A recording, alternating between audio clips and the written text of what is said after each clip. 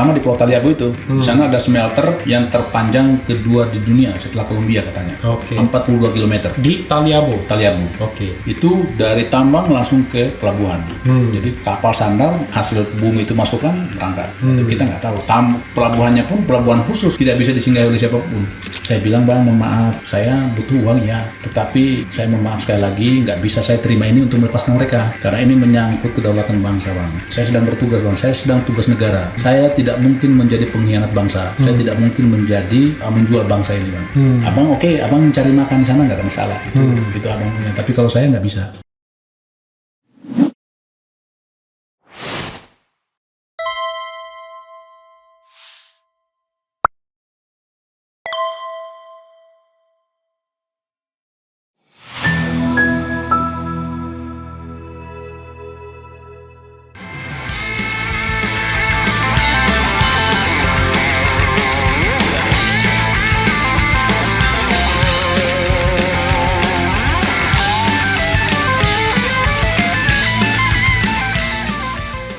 Kasus saya adalah suatu tindakan yang keliru memang, artinya saya melanggar hukum. Ya. Saya jujur pernah bersama anggota saya menghilangkan nyawa seseorang. Tetapi juga perlu kita tahu di berita yang sering di media yang kita sering baca atau di komentar netizen bahwa itu adalah petani, katanya, petani singkong katanya. Jadi perlu saya tegaskan bahwa yang bersangkutan bukan seorang petani. Dia satu jengkal pun dia tidak punya lahan pertanian. Itu saya berani jamin.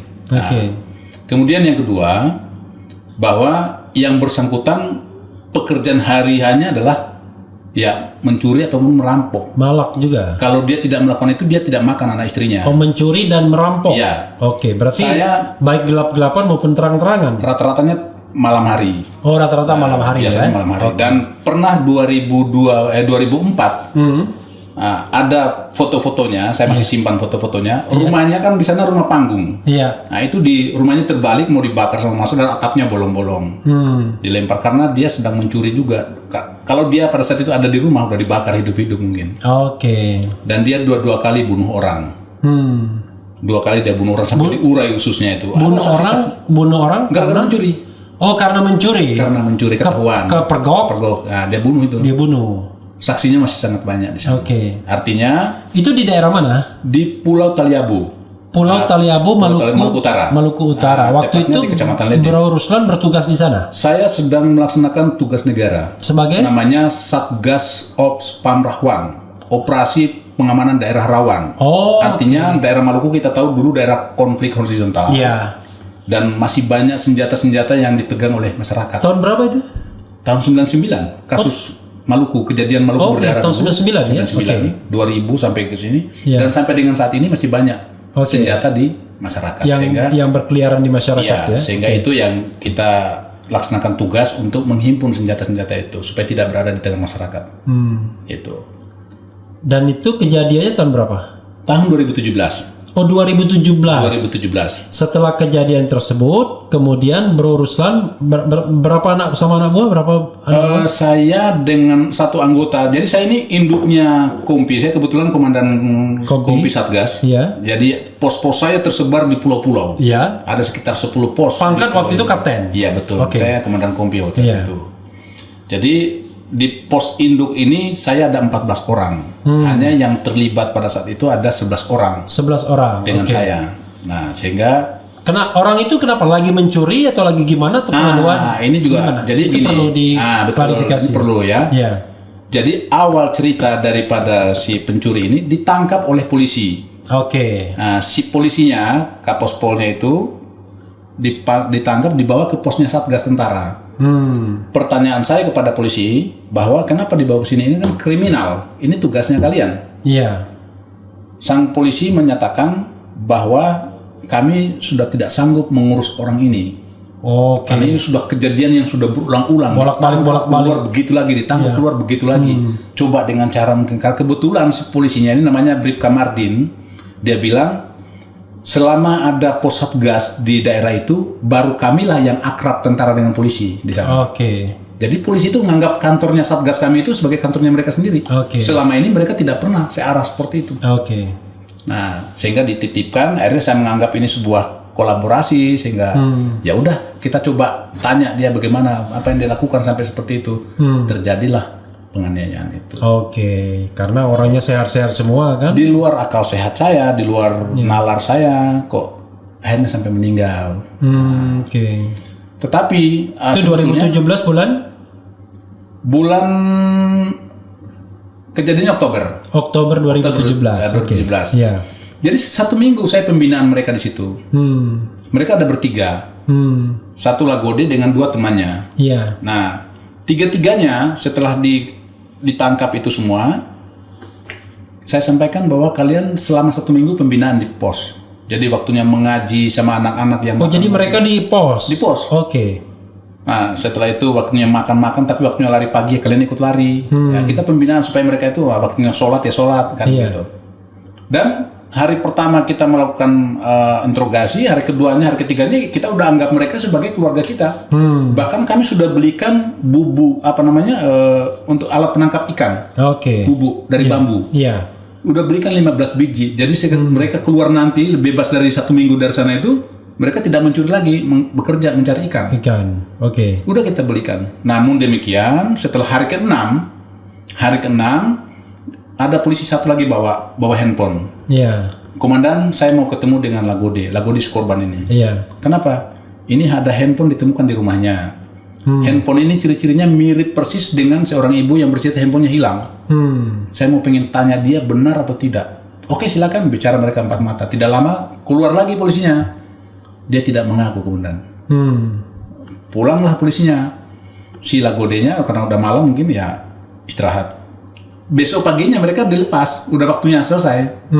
Sudah pembinaan 1 minggu. Sudah pembinaan 1 minggu. Dan Lagode sama 2 orang. Sama 2 orang. Dan setelah subuh, si Lagodenya sudah nggak ada. Temannya yang 2 masih tertidur. Jadi dia itu pergi duluan. Mungkin dia merasa takut dia. Handphone tadi itu dia udah berbohong gitu. Takut dia akan dianiaya lagi gitu. Makanya dia kabur. Nah, kenapa pada saat saya marah besar? Awalnya saya tidak marah. Ketika dia kabur, yang kemudian 2 orang siangnya saya lepas. Yang 2 orang sampai sekarang masih menganggap kami sebagai keluarganya, masih menganggap kakak asuhnya. Dan mereka masih di sana? Masih di sana. Nah, rame beritanya di kampung itu, sehingga udah saya biarkan aja, berarti dia tidak bisa dibina. Ternyata tengah malam jam 2, dari subuhnya dia kabur, tengah malam jam 2 dia mengajak rekannya satu, namanya Lagaga. Tadi Lagode, ini Lagaga. Pakai sarung, pakai ninja begitu dengan parang panjang. Dia mengancam anggota saya yang di pos. Dan sangat beruntung saya wajibkan anggota yang sedang di pos, setiap jam kalian wajib SMS tentang situasi kepada saya. Mau saya baca mau tidak, nanti paginya saya lihat. Kalau waktunya lewat berarti kalian tidur. Kalau pada saat itu tidak saya terapkan aturan seperti itu, mungkin mereka terlena kan di daerah yang aman, mereka tidur mungkin tergorok anggota saya. Untung pada saat itu anggota tidak sedang tidur, 2 orang sedang melek dan melihat ada pergerakan menggunakan di balik pohon-pohon pisang di seberang jalan kan pohon pisang. Mereka ngintip di situ, ketahuan, dibuka tembakan, lari mereka, kabur. Ramai lah satu kampung mendengar tembakan itu. Nah, akhirnya kampung itu setiap hari melaksanakan pos kamling. 3 malam berturut-turut dia melakukan pencurian di rumah yang berbeda. Padahal ada pos kamling? Ada pos kamling, dia tembus. Nah, kenapa kami tahu ada pencurian? Setelah paginya setiap rumah-rumah orang yang dicuri itu dia datang laporan ke pos. Tadi malam kami dicuri, Pak. Besoknya lagi ada rumah yang lain lagi. Masih ada orang-orangnya semua. Nah, hari ketiga dia mencuri, hampir ketangkap. Nah, disitulah dia menghilang. Hari keempat, hari kelimanya dia udah nggak pernah lagi mencuri. Seminggu kemudian di tempat yang berbeda saya ditelepon oleh polisi. Nah, polisi lagi, komandan, ini saya sudah tangkap, sudah melihat posisinya Lagode. Dia sedang menunggu kapal feri mau menyeberang ke Luwuk Banggai, Pulau Sulawesi. Nah, jadi nanti malam ada kapal yang mau menyeberang, dia pasti naik ke situ karena dia sekarang ada di gubuk sini. kami tidak mampu, ada 3 orang polisi di sini tidak mampu untuk menangkapnya sendirian, bertiga. Kami butuh bantuan dari tentara. Sehingga saya kirim anggota 3 orang. Dengan bersenjata lengkap. Menuju ke tempat itu menggunakan kapal motor yang kecil itu, perahu kecil itu. Itu perjalanan 2 jam. Saya belikan bensin, saya sewa kapalnya, berangkat ke sana untuk menemani polisi tadi. Sampai sana mereka tangkap. Akhirnya dibawa kembali ke pos. Beritanya di kampung rame, di tempat pos rame. Lagode sudah tertangkap dan akan dibawa kembali ke pos. Maka seluruh warga masyarakat yang ada di kampung itu kumpul di depan pos. Ada yang bawa kayu, ada yang bawa parang, ada yang bawa linggis, macam-macam pegangannya. Pokoknya kalau nanti dia datang, Pak Komandan, kasihkan kami aja biar kami yang habisi. Ini udah sangat meresahkan sekali gitu, sampah sekali ini. Saya bilang jangan. Dia sendirian waktu itu. Dia sendirian. Termasuk yang 2 orang itu di situ ada juga, artinya dia mendukung kita. Nah, jadi saya bilang kalian cukup lihat saja. Saya hanya memberikan efek jera supaya perbuatan ini tidak diulang oleh siapapun. Jadi kalian cukup lihat saja. Nah, begitu dia datang jam 1 malam, itu manusia masih padat sekali itu. Yang pertama yang mengambil adalah saya sebagai komandan Satgas. Jam 1 malam di situ ya? Jam 1 malam. Nah, saya tanya, apa motivasimu kamu datang mau mengancam anggota pos dengan parang? Oh, saya tidak ada. Intinya dia menyangkal. Saya pukul. Dia tidak merasakan apa-apa. Padahal saya pukul cukup kencang itu. Artinya orang ini bukan orang sembarang. Pukul apanya? Saya tempeleng, saya tampar dengan saya pukul tinju mukanya itu. Tapi dia nggak merasakan apa-apa. Ya di situ mungkin itu adalah kehilapan saya. Saya emosi ketika saya bayangkan anggota saya mau dipotong, anggota saya mau digorok. Itu yang saya bayangkan. Kalau itu terjadi, saya nggak tahu melaporkan kepada pimpinan saya seperti apa. Tentara yang sedang bertugas di daerah yang cukup aman, kok digorok itu. Itu saya bayangkan, itu sangat hina sekali bagi saya. Dan sehingga itulah yang memancing dengan saya tanya terus dia mengelak berbagai macam alasannya, argumennya. Saya sempat naik darah, saya suruh anggota saya, ambilkan barbel saya. Saya ambillah barbel itu, kayak linggis gitu, besinya itu kan. Saya dorong lagi giginya. Nah, giginya copot. Nah, itu setelah itu diambil alih oleh anggota. Anggota cambuk apa semuanya. 1,5 jam, dari jam 1 sampai 2:30 saya suruh hentikan. Dan saya bilang, masyarakat itu ada yang berteriak, potong kakinya Pak, potong tangannya Pak, karena itu yang melakukan kejahatan itu.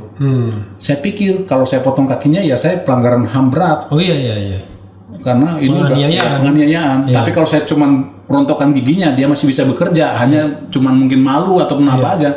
Nah itu pemahaman saya pada saat itu. Nah sehingga jam 2:30 masyarakat saya suruh pulang. Si Lagode ini diamankan di belakang pos. Nah, anggota yang jaga saya langsung istirahat. Jam 5 subuh saya dibangunin. Komandan, Lagode ini kemungkinan sudah meninggal dan sudah tidak napasnya sudah nggak ada. Di situ saya kaget. Maksud saya kaget karena nggak nyangka kalau dia akan seperti itu. Kalau saya tahu dia bakalan meninggal, mungkin saya suruh anggota pada saat dijemput di laut tadi, saya buang di laut. Saya akan dia nyemplungin diri atau dia mau kabur. Tapi kan pikiran saya mau bina dia. Namun Tuhan berkehendak lain, dia meninggal. Nah, disitulah awal persoalan sehingga beberapa hari kemudian saya dipanggil di polisi militer. Waktu itu saya dimarah-marah sama komandan batalion. Kamu perwira yang paling intinya tidak bertanggung jawab. Perwira tapi otakmu tidak pantas untuk jadi perwira. Intinya seperti itu. Saya bilang ya semua sudah terjadi. Saya bilang saya siap salah. Dan saya sampaikan kepada komandan bahwa masyarakat sini kibarkan bendera dengan meninggalnya orang ini. Masyarakat senang. Nah, tanggal 24 Oktober kejadian, 2 minggu kemudian, tanggal 10 November, Hari Pahlawan, saya menyelenggarakan upacara 10 November. Itu baru terjadi di Indonesia. Itu ada di Pulau Taliabu. Upacara 10 November diikuti oleh seluruh masyarakat satu kecamatan, termasuk pemdanya, yang kantor-kantor sekolah, semua libur semua, ikut upacara. Yang unik apa? pakaiannya pakaian ala pejuang kemerdekaan. Itu baru terjadi, belum pernah terjadi di daerah lain. Danion saya yang tadi marah-marah itu, beliau datang untuk mau lihat situasi, jangan sampai memang panas di daerah itu. Mungkin orang mau bakar pos kami atau apa gitu. Beliau datang tanggal 9. Dan tanggal 9 sehari sebelum upacara 10 November, pada saat beliau datang, beliau kaget dan meneteskan air mata. Kenapa? Begitu melihat. Danionnya sekarang pangkatnya apa sih? Oh, sekarang mungkin berkolonel ya. Kolonel ya? Di Jakarta sini juga? Di Jakarta, Kopassus ya. Pada saat itu, begitu beliau datang, tadinya marah besar, melihat antusiasnya masyarakat menyambut beliau, sampai sekolah tutup, kantor-kantor semua pegawai negeri tutup, datang ke pelabuhan, sepanjang jalan menuju ke pos, itu diisi manusia semua. Mulai dari kalungan bunga, tarian adat, itu penyambutan untuk beliau. Foto-fotonya masih ada. Dan itulah yang tadinya beliau marah besar melihat masyarakat seperti itu, berarti beliau mengambil kesimpulan bahwa memang ini dikehendaki oleh masyarakat untuk mati. Termasuk kepala desa, apa semua menyampaikan, melaporkan seperti itu. Pak Komandan nggak usah marah dengan ini, nggak usah, karena memang ini dikehendaki.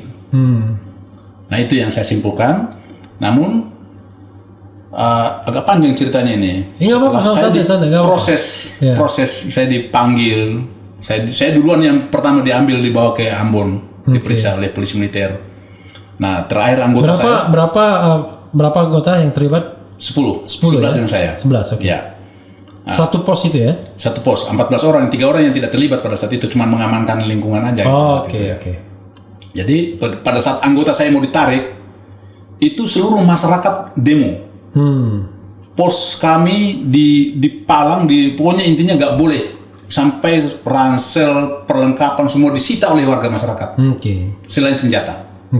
Artinya mereka tidak menginginkan kami ditarik, karena dengan kehadiran kami, tempat di daerah itu yang tadinya kriminal tingkat dewa, semua minuman keras itu dijual bebas di pasaran. Dengan kami itu nggak ada barang itu. Nah, jadi mereka sangat merasakan dampak daripada kehadiran kami di sana. Nah, di demo, tapi ya tetap karena perintah, karena ini melanggar hukum dianggapnya, karena dijemput, harus dibawa ke Ambon dan dipenjara semua. Dan banyak hal keganjilan di dalam proses persidangan ini perlu saya paparkan semua juga, biar tahu persidangan seperti itu, persidangan militer.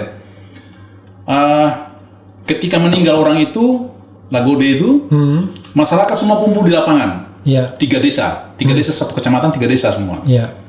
Mengumpulkan tanda tangan dukungan untuk saya. Saya masih simpan arsipnya. 1.211 orang dukungan tanda tangan masyarakat. Dan itu ditandatangani oleh 3 kepala desa dan 1 camat dengan tanda tangan cap stempel. Persoalannya di dalam persidangan dukungan-dukungan itu tidak dibacakan. Nah, muncullah ada apa kan seperti itu. Kemudian satu lagi hal yang ganjil. Saya 10 kali menjalani sidang didampingi oleh penasihat hukum dari Kumdam Ambon. 1 berpangkat mayor, 1 kapten, 1 letnan 1. 3 penasihat hukum saya.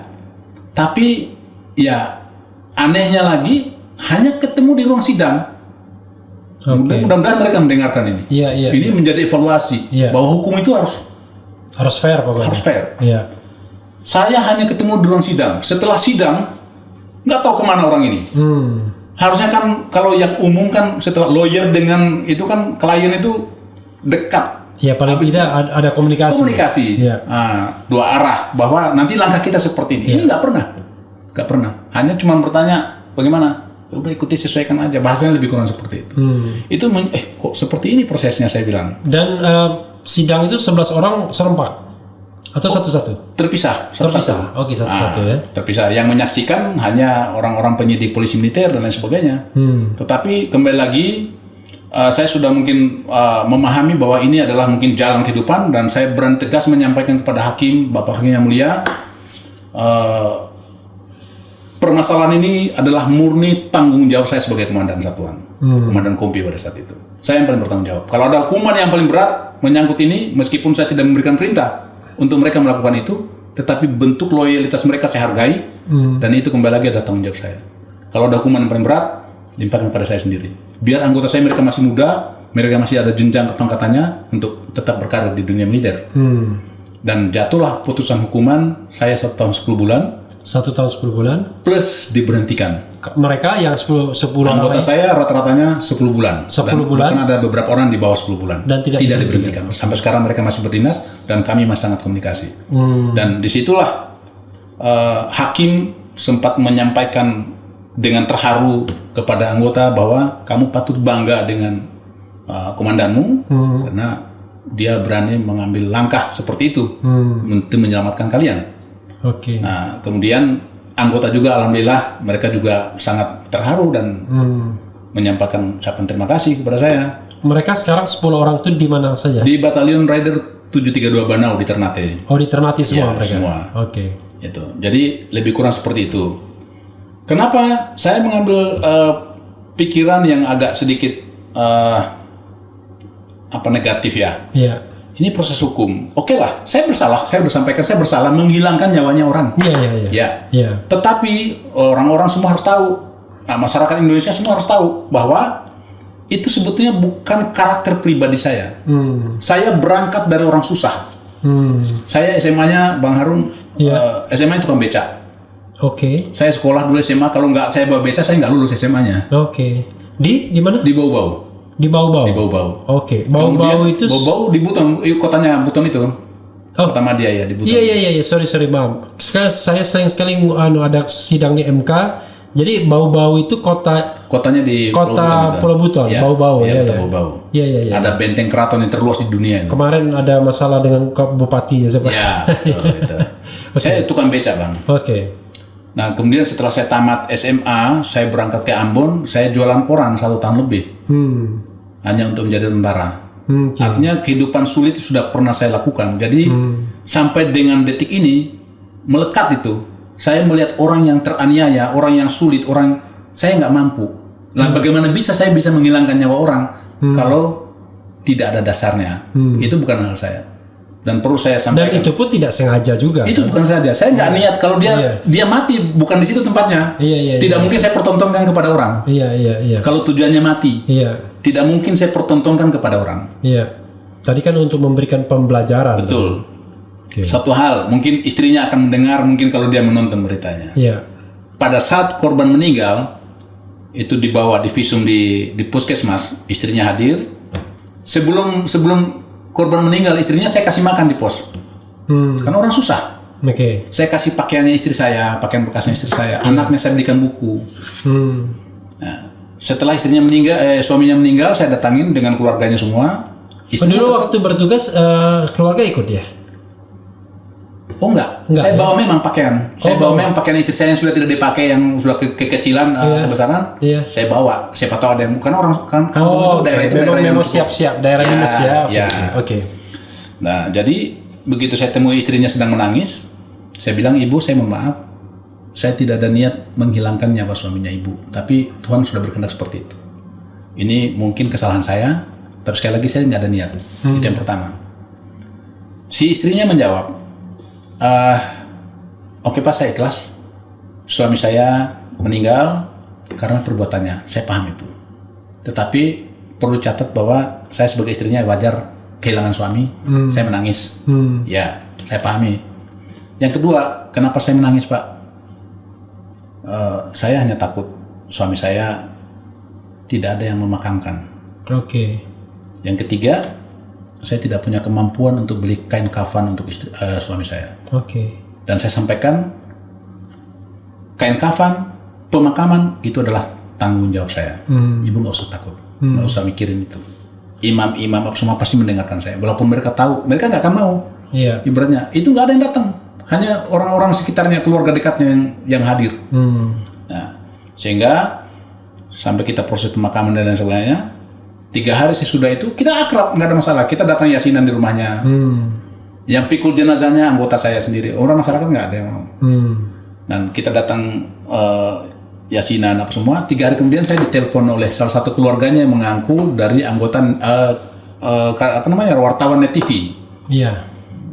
Bahwa kami keluarga tidak terima dengan kejadian ini. Saya bilang dengan istrinya kami sudah baik-baik. oh enggak, itu istrinya, tapi keluarga kami dari laki-laki yang korban ini kami belum terima, sehingga kami harus lanjutkan dalam proses hukum. Oke, silakan. Nah, itulah berjalan proses hukum. Jadi kita mundur belakang lagi. Dan itu memang keluarga pihak laki-laki atau orang ngaku? Laki-laki. Memang keluarganya, sepupunya ya. Oke. Ya, itu Bang. Oke. Pasti berat sekali ya diberhentikan sebagai tentara ya, karena itu kan kalau dilihat latar belakang yang tadi sempat jual koran, jadi tukang becak demi menjadi tentara. Betul. Itu kan berat sekali. Jadi waktu jatuh putusan berhenti itu apa yang Bung Ruslan rasakan ya? Sempat menitikkan air mata mungkin? Menitikkan air mata tidak. Tetapi bagi seorang prajurit hukuman yang terberat itu adalah pemecatan. Kalau hanya hukuman penjara, hukuman ibaratnya mau disembelih sekalipun, itu saya pikir masih. Tapi pemecatan itu ya dianggapnya hina. Itu sangat tidak diharapkan. Jadi kalau saya mau menitikkan air mata tidak, tetapi saya mengambil sebuah kesimpulan bahwa mungkin inilah takdir saya, inilah jalan saya. Pangkat terakhir kapten ya? Kapten ya. Saya komandan kompi terakhir jabatan. Komandan kompi. Kan berarti kan Bung Ruslan 2 kali tersandung masalah hukum ya. Pertama ya katakanlah kita kan tidak bisa berkelit karena memang itu adalah apa ya istilahnya, yang jelas memang pelanggaran hukum ya kan. 10 bulan kenanya waktu itu. 10 bulan? 1 tahun 10 bulan. 1 tahun 10 bulan. 1 tahun 10 bulan. Hampir 2 tahun ya. 2 tahun. Nah, selama proses itu di mana ditahan waktu itu? Di Stal Ambon. Oh, di Ambon. Polisi Militer Ambon ya. Pondam Batimura. Apa yang paling berkesan waktu itu? Ya, saya di penjara militer 1 tahun. Ya, penjara militer 1 tahun. Ya, kalau saya bilang saya udah lengkap ini. Di rutan Bareskrim Mabes Polri sudah. Kemudian di penjara militer itu penjara beneran. 1 tahun udah. Kemudian di lapas sudah. Jadi jasa saya sudah 3. Jadi tambahannya di lapas ya? Tambahannya di lapas. Jadi 1 tahun penjara militer itu dalam proses sidang ya? Iya betul, dalam proses sidang. Dalam proses sidang. Sampai dengan putusan. Potong masa tahanan? Nggak ada potong masa tahanan. Oh nggak ada potong masa tahanan. Lanjut. Jadi dari tahanan militer langsung geser ke lapas. Iya, maksudnya geser langsung ke lapas itu 1 tahun 8 bulan kan? Iya, 1 tahun 10 bulan itu ya. Iya, 1 tahun 10 bulan itu sudah akumulasi kan? Iya. Ya itu artinya potong masa tahanan kan? Betul. Lalu sekarang di Bareskrim 7 bulan. 7 bulan. Apa perasaannya waktu di Bareskrim kemarin? Soalnya ini beda nih kasusnya, itu menggegerkan jagat nasional nih. Gara-gara kasus inilah latar belakang Bung Ruslan kemudian diutak-atik orang kan? Betul. Dan ada semacam pembusukan jadinya kan? Betul. Gitu. Ya. Apa yang dirasakan waktu di 7 bulan kemarin? Yang dirasakan pada prinsipnya karena saya dasarnya tulus, niat tulus, ikhlas berbuat untuk memberikan yang terbaik untuk bangsa. Ya, saya biasa, artinya tidak ada beban. Meskipun saya dalam kondisi istri saya sedang sakit keras, bapak saya sedang sakit keras, anak saya mungkin saya bilang ya saya tinggalkan di Ternate. Putra berapa sekarang? 2. Putra 2 di Ternate. Dua-duanya? Yang satu karena istri saya kemarin sakit keras itu, yang perempuan pindah ke Bandung. Oh, pindah ke Bandung. Sekarang baru tamat SMK. Jadi 1 Ternate. 1 Ternate di Bandung. Di Ternate berapa? 1. Enggak, maksudnya berapa usianya? 22. 21 masih kerja atau kuliah atau kuliah di Ternate. Ya. Yang kedua? Yang kedua baru tamat SMK. Tamat SMK di Bandung. Di Bandung. Oke. Ya. Sementara Bung Ruslan sendiri sehari-hari Saya ada di Jakarta. Di Jakarta sehari-hari. Saya di Jakarta. Ya. Jadi untuk selama 7 bulan di dalam saya enjoy, saya nikmati, tidak ada beban, tidak ada, karena apapun ini resiko dari sebuah perjuangan. Oke. Berarti sudah dibebaskan sejak 20 Desember ya? 17 Desember ya. Oh, berarti tidak sempat bertemu Habib Rizik ya? Tidak sempat. Saya keluar, Habib Rizik masuk. Iya. Karena kan sebelumnya beliau di rutan Polda ya, betul. Baru dipindahkan ke rutan Mabes Polri. Oke. Tapi sama siapa aja ketemu? Sama Sahganda ketemu? Saya dulu masuk, kemudian 3 bulan kemudian Bang Saganda, Bang Jumhur, Bang Anton masuk. Oke. Dan alhamdulillah mereka masuk. Ya memang di dalam udah saya sampaikan kepada teman-teman, itu ada senior-senior saya nanti masuk. Iya. Jangan ada yang Aneh-aneh. diskriminatif terhadap mereka. Iya. Nanti urusannya dengan saya. Oke. Alhamdulillah mereka masuk Udah aman. tenang lah ya. Ya. Lalu ada Habib Rehan juga ketemu. Ada. Oke. Ada. Habib Rehan kan masih anak-anak betul. Masih. Baru umur 20 sekian lah. 20 sekian kecil, ya. masih. Oke. Tapi satu hal, Bung Harun, Iya. kaitan dengan tadi memang saya sangat mencintai TNI. Oke. Artinya cita-cita untuk mengejar itu saya sampai berbagai cara saya lakukan. Ya, anak kampung lah ya ibaratnya kan yang mau dulu saya pengen cita-cita. jadi tentara, Iya. gitu kan. Tetapi ternyata tidak sampai lulus, tidak sampai finish. Iya. Kembali lagi saya ambil hikmahnya. Namun demikian, kalau saya kaitkan, oke, saya menghilangkan nyawanya orang, iya. Tetapi kan saya sudah jelaskan tadi penjelasannya seperti itu, Iya.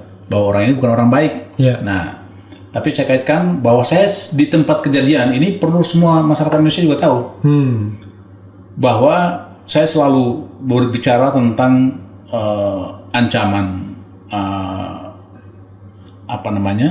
masuknya TKA Cina yang begitu tidak masuk akal. Ada pengalaman ya? Iya. Iya. Ini Gimana? perlu saya ceritakan biar semua juga tahu. Iya. Jadi di Pulau Taliabu khususnya, kalau di Maluku Utara hampir semua. Oke. Ada di Halmahera, ada di Weda, Bainikel, kemudian ada di Pulau Obi, di Pulau Bacan. Nah, itu TKA Cina semua, terutama di Pulau Taliabu itu. Di sana ada smelter yang terpanjang kedua di dunia setelah Kolombia katanya. Oke. 42 km. Di Taliabu. Oke. Itu dari tambang langsung ke pelabuhan. Jadi kapal sandar hasil bumi itu masukkan berangkat. Itu kita nggak tahu.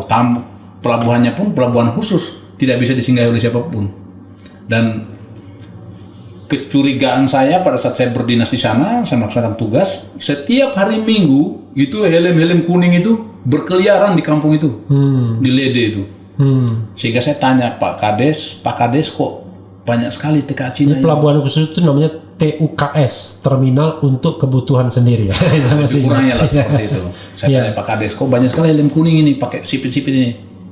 Ya setiap minggu Pak, mereka itu. Waktu itu masih Komandan Kopi? Ya saya masih Satgas itu, masih tugas negara. Nah, sehingga itu 2017 ya? 2017. Oke. Sehingga muncul rasa penasaran, saya ingin tahu orang ini siapa sebenarnya. Ada satu kelompok itu 5 orang, yang lainnya ya masing-masing jalan sendiri-sendiri, nggak usah urusin. Yang 5 orang saya panggilnya sini. Datanglah mereka. Saya tanya, kalian dari mana? Nggak bisa, bahasanya begini, bahasa isyarat. Sampai saya bisa-bisanya saya tanya pakai bahasa Inggris, you know speak English? Jawabannya bahasa isyarat juga. Artinya, lah, kalau dia tenaga ahli seperti yang kita dengar di media bahwa mereka yang bekerja ini tenaga ahli, nggak mungkin dong nggak bisa bahasa Inggris. Iya, minimal bahasa yang sederhana kan. Bahasa pasar dia minimal bisa. Ini masih nggak bisa. Iya. Artinya saya mengambil kesimpulan bahwa mereka ini pekerja kasar, kok bisa masuk ke sini? Iya. Saya tanya visa begini, saya tanya paspor begini juga. Akhirnya saya tahan, mungkin sampai ditambang teman-temannya yang tadi sudah pulang melihat tadi 5 orang temannya dipanggil oleh tentara, mungkin mereka laporan ke sana, mungkin pengecekan di sana kok belum datang 5 orang, turunlah tim dari tambang menemui saya. Ini orang Indonesia nih. Orang Indonesianya, yang tadi saya bilang ada satu mayor tentara. Satu AKBP polisi dengan staf-stafnya datang menemui saya di pos. Tujuannya untuk menjemput mereka. Tapi kan saya tidak bodoh juga. Artinya begini, setelah saya tangkap mereka, saya tanya imigrasi di Ternate. Ada nggak dokumen keimigrasian mereka ini? Di Taliabu ini banyak sekali yang begini. Ini nama-namanya saya sudah ambil ini. Dicek, kata mereka, oh nggak ada Pak. Berarti itu ilegal. Nah, kalau bisa Bapak tahan aja, nanti kami akan segera ke sana. Nah, saya jadi punya dasar hukum, punya kekuatan hukum. Nah, datang mereka, kemudian nanya, boleh nggak kami jemputlah, biar kembali aja ke sana. Oh, saya bilang nggak bisa. Kalau Bapak mau jemput, berarti Bapak harus tunjukkan identitas keimigrasiannya atau dokumen keimigrasiannya, paspornya, visanya. Ternyata nggak ada. Itu yang ngomong dari tim dari sana tuh yang ada mayor. Iya. Lama kita bernegosiasi nggak ketemu, sampai di tempat saya di pos itu kan hampir setiap malam tokoh-tokoh masyarakat atau anak-anak kampung situ ngumpul, nonton televisi lah, layar lebar lah. Nah, kepala desanya kebetulan ada. Ini di pos yang sama yang kejadian? Tempat kejadian. Tempat kejadian. Yeah. Nah, di situ karena udah alot perdebatan nggak ketemu, si senior saya, mayor satu klik di atas saya, ngajaklah ke ujung-ujung sedikit pojokan gitu. Ya intinya saya minta lepaskan mereka lah, udahlah kita kayak nggak saling kenal aja sama-sama kita ini. Nah, tentunya dengan embel-embel, jadi ada gepoan lah gitu kan, satu plastik itu kan keluarin. Saya bilang, bang mohon maaf, saya butuh uang ya. Tetapi saya mohon maaf sekali lagi, nggak bisa saya terima ini untuk melepaskan mereka. Karena ini menyangkut kedaulatan bangsa, bang. Saya sedang bertugas, bang. Saya sedang tugas negara. Saya tidak mungkin menjadi pengkhianat bangsa. Saya tidak mungkin menjual bangsa ini, bang. Abang abang mencari makan di sana nggak ada masalah. Itu abang punya. Tapi kalau saya nggak bisa. Jadi kalau abang mau ngasih, tidak ada kaitannya dengan mereka, saya terima. Tapi abang mengasih ada kaitan dengan mereka supaya lepas, saya mohon maaf. Melepaskan mereka cukup tunjukkan dokumennya yang sebenarnya. Saya lepas tanpa harus ada itu, Iwan. Akhirnya mereka kembali. Entah mungkin mereka udah komunikasi dengan imigrasi Ternate, saya nggak tahu. Besok paginya datang lagi. Datang lagi, si imigrasinya nelpon saya. Ada dokumennya? Bahwa sedang diperpanjang. Kami kemarin mohon maaf, ada kesalahan penempatan mungkin. Bahasanya seperti itu. Walau alam saya nggak tahu. Ya artinya saya udah nggak punya kekuatan hukum karena imigrasi udah menyatakan seperti itu. Artinya saya harus lepas. Nah, mereka menunjukkan fotokopian dokumennya. Fotokopi dokumennya itu adalah visanya visa kunjungan wisata. Visa kunjungan wisata bisa bekerja pakai helm kuning gitu. Akhirnya saya lepas karena imigrasi sudah menyatakan seperti itu. Jadi lebih kurang seperti itu, sehingga heboh lah. Itu sebulan sebelum kejadian saya menghilangkan nyawanya preman. Heboh, beritanya rampai mungkin sampai ke Jakarta lah. Gitu. Lebih kurang seperti itu. Jadi kita bicara. Setelah itu Bung Ruslan pernah dipanggil, diajak ngobrol, diperingatkan itu enggak? Jadi begini, bang. Setiap yang bertugas di sana, langkah pertama yang dia lakukan rata-rata anggota Satgas itu adalah silaturahmi ke tambang. Ya itulah kita silaturahmi, mungkin ada bantuan operasional kegiatan harian. Tetapi saya mungkin satu-satunya Satgas yang tidak pernah nyampe ke tambang itu. Saya tidak pernah nyampe ke tambang itu, tetapi selalu dikirim untuk operasional. Kalau saya tidak salah 2 juta per bulan. Oh ini untuk Padang Kia lumayan kita buat, tapi kan saya nggak minta. Saya dikirim ya saya terima. Kita juga butuhkan untuk bangun benahi pos-pos apa semuanya. Itu. Tapi bukan berarti itu terus saya mengikuti arahan mereka, nggak bisa. Ini mereka kasihnya juga nggak saya minta, mereka kasih ya saya terima. Pakai untuk kebutuhan anggota semuanya. Itu. Begitu, bang. Itu cerita ini sudah Bung Ruslan sampaikan soal yang TKA Cina apa ini pernah? Itu yang di amatiran lah ya, amatiran banyak YouTube juga ada. Nah, artinya kita kan tidak ingin juga mengatakan wah nanti ini kan sudah disampaikan di tempat-tempat lain. Sering. Ada yang mau disampaikan lagi, Bung Ruslan? Harapannya ke depan? Saya cuma begini, hilangkan pemikiran kotor terhadap, mungkin ada yang berpikir, mencari panggung lah atau apa, terserah. Silakan, itu masing-masing punya hak. Tetapi kalau orang melihat dengan mata batin bahwa apa yang saya suarakan, apa yang saya perjuangkan, murni kecintaan saya terhadap bangsa dan negara, tidak ada kepentingan lain.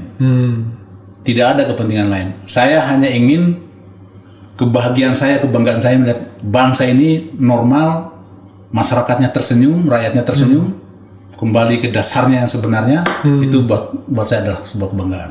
Kalau boleh tahu, Bung Ruslan, ini pakaian yang dipakai ini pakaian apa ya? Karena ini kan juga sudah. Betul. Pakaian apa? Mungkin kalau banyak yang sudah tahu di jalan ataupun di mana di media, Ini adalah ciri khas saya. Ini adalah baret yang saya pakai. Baretnya Serdadu Ekstrimatra. Lambangnya adalah Trisula, 3 angkatan. Biar maksudnya biar orang tahu bahwa Bung Ruslan tidak menggunakan pakaian dinas. Bukan. Bukan. Ini seragam organisasi. Seragam organisasi. Ya. Termasuk juga tanda-tanda. Ini bukan, hanya baretnya saja seragam organisasi. Kalau ini semua baju-baju saya, kemeja saya, ya saya identik dengan ya kejuangan lah itu. Ya. Tapi ini bukan seragam resmi tentara, bukan ya? Bukan. Jadi ini safari biasa sebenarnya. Kalau yang ini tanda ini? Ini kualifikasi. Kualifikasi di ketentaraan. Artinya saya sekali lagi bangga dengan tentara. Saya sangat cinta dengan institusi ini. Kalaupun mungkin saya diberhentikan, bukan berarti saya benci dengan tentara. Tidak, sama sekali. Saya kalau misalkan melihat institusi tentara dihina, itu sangat terpukul. Tapi sah ya menggunakan semua atribut ini ya? Nah, yang tidak sah, yang banyak teman-teman kita yang punya organisasi pakai ini pakai itu, yang itu sebetulnya tidak sah. Mereka tidak pernah menempuh. Ini kita memakai begini itu dengan perjuangan dengan darah. Artinya jangan sampai gara-gara kritis dengan pemerintahan tiba-tiba dipermasalahkan. Enggak ya? Tidak. Last word terakhir, apa yang ingin disampaikan? Saya hanya ingin menitipkan pesan kepada seluruh anak bangsa bahwa cintailah bangsa ini. Kalau kita udah mencintai bangsa ini, tidak akan terbersit sedikit pun pikiran kita untuk mengkhianati bangsa ini. Itu saja. Dan bangsa sama penguasa itu beda. Bangsa dan pemerintah itu beda. Kita bisa kritis kepada penguasa, bisa kritis kepada pemerintah, tapi negara dan bangsa tetap kita cintai. Betul. Itu merah putih sangat menempel di sini. Ya, terima kasih Bung Ruslan ya. Siap. Saya senang bisa mampir ke sini. Mudah-mudahan apa yang disampaikan itu menjadi inspirasi bagi banyak orang juga ya. Bahwa hidup itu ya seperti itulah. Kadang-kadang kita pernah terpleset, tapi juga kita ambil hikmahnya dalam setiap kejadian. Ya, semangat ya. Kita semangat ya. Ya, sama daerah sekalian, itu tadi dengan Ruslan Buton. One thing. Nama lengkapnya siapa sebenarnya? Lupa. Ini yang lupa. Terakhir. Nama saya itu sebetulnya Ruslan. Ya. Ruslan dulu pada saat saya mendaftar masuk tentara. Ada namanya 2 yang namanya Ruslan. Sehingga begitu di absen dua-duanya menyahut. Tanyalah pelatihnya, kamu yang satu nama aslimu dari mana? Dari Buton. Udah kamu Ruslan Buton aja. Sampai dengan sekarang melekat. Jadi Ruslan Buton itu memang nama pemberian tambahan, tapi ijazahnya tetap Ruslan. Tapi mudah-mudahan nanti setelah. Tapi di surat di ketentaraan. Alias Ruslan Buton. Ruslan alias Ruslan Buton. Kelahiran Buton tanggal 4 Juli 1975. Tadi sudah disampaikan, tapi ini dasar otaknya sudah tua, lupa. Ya, itu saja saudara sekalian ya. Cia.